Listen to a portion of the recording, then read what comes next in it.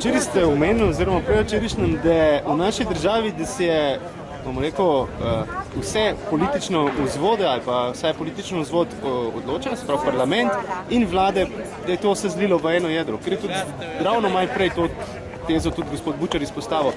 Pa me zanima, kako v naslednjih 4 letih lahko Slovenska ljudska stranka ta krog prekine?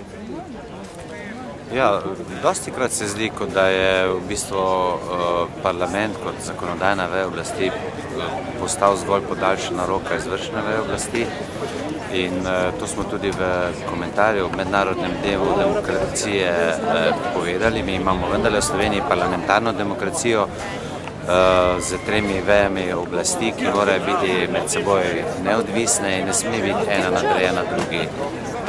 To potem ni več takšna parlamentarna demokracija, kakršno smo zapisali v ustavo in za kakršno smo se nenazadnje borili.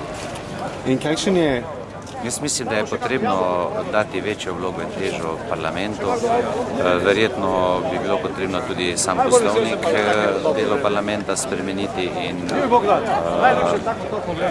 dejansko v parlamentu spostaviti pogoje za neko resno strokovno diskusijo o zakonih, o odločitvah, ki se v parlamentu sprejemajo.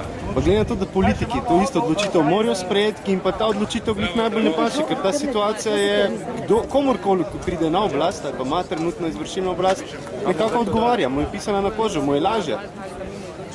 Pravi demokrati, tisti, ki so demokrati po srcu, bodo to naredili ne glede na to, ali jim je lažje ali teže. Gre za vrednoto, ki je vrednota te družbe, ne pa za kratkoročne interese ali koristi. Ok, najlepše hvala. Mladost, kaj? Predsednik, veš kafe, ne majce? Jaz si da mojo. Jaz si da mojo. Predsednik, daj majce. Predsednika.